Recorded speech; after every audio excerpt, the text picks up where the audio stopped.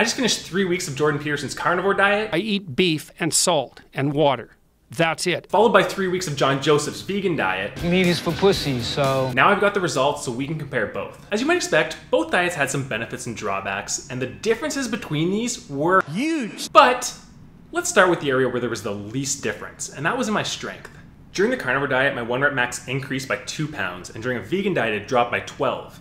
This might sound like a lot, but there was actually a month between these two diets, and at the end of the vegan diet, my 1 rep max was still 19 pounds higher than it was after a carnivore diet. This might be because at the end of both diets, I had a similar amount of lean muscle mass, but the differences between my fat mass, again, were huge. I started both diets at about 11% body fat, and at the end of a carnivore diet, I was at 8.5%, whereas at the end of a vegan diet, I was at 11.9%. What's even more shocking is that even though I gained a pound of fat on the vegan diet, I actually lost over 4.5 pounds of lean muscle mass.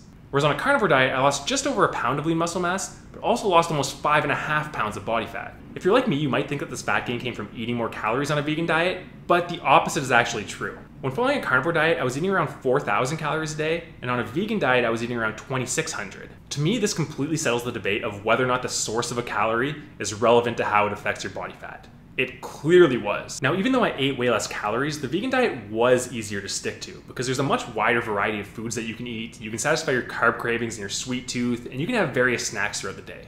But this benefit is also one of the drawbacks. When I was eating a carnivore diet, there was a really simple algorithm that would run in my head. Is this meat? If yes, then eat it. If not, then don't. I didn't have to spend any mental effort deciding whether or not I could eat something or restricting myself from eating too much of it because I can tell just from looking at something whether or not it was carnivore, and I had no limit on how much I could eat. With a vegan diet, there is a similar algorithm that could run in my head. Does this contain meat or any animal products? If not, then eat it. If so, then shame other people for eating it. But with a vegan diet, there are way more variables that go into this equation. This meant that I had to read the ingredients of every single thing that I bought just to make sure that there wasn't some trace amount of dairy or eggs or some other animal product. Most of my meals consisted of healthy, natural, whole foods, but this algorithm alone wasn't enough to stop me from drinking alcohol or eating junk food. I had to use willpower, which is a limited resource, to prevent myself from doing this. And at the end of the week, I didn't always have the willpower to stop myself. I know this probably doesn't make any sense unless you try it, but when you're on a carnivore diet, your brain isn't even allowed to think of whether or not you can eat something that's not meat. It just knows. And in some strange way, even though you're way more restricted with what you can eat, it's actually easier, or at least requires less willpower to stick to. Sometimes I would find myself browsing the grocery store and picking something up out of curiosity and being like, oh sweet, chili heat Doritos are vegan.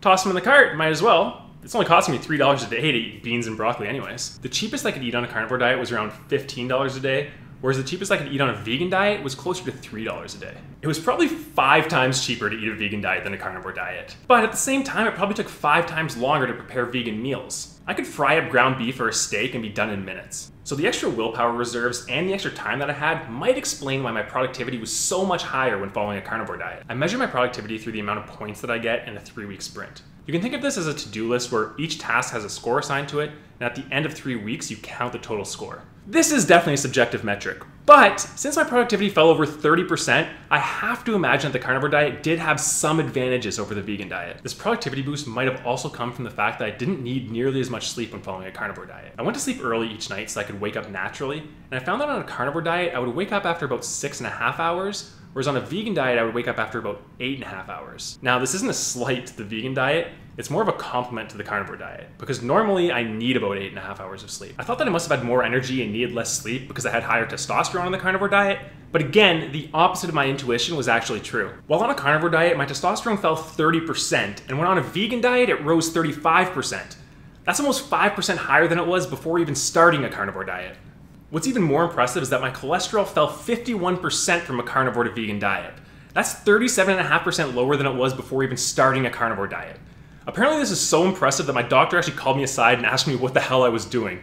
He said that if he prescribes a patient medication, he can barely get their cholesterol to drop 10%. That being said, there's a new debate over whether or not cholesterol is as bad as we once thought that it was. There never really was good evidence to suggest that dietary cholesterol and saturated fat are connected to heart disease. But until more evidence comes in, I'm going to defer to the medical professionals on this one. The final thing that I have to mention are the ethical considerations of the diet. If you've ever seen the conditions of a factory farm, there's almost no arguing that a vegan diet is morally superior. Maybe I'm a terrible person, maybe I'm just ignorant, but I never think about the ethical consequences of what I'm eating. It doesn't even cross my mind. And this didn't change when following a vegan diet. I never felt good about myself for not eating animals. In fact, I didn't even think about it until right now. I think this might actually be why some vegans are so militant about their ideology.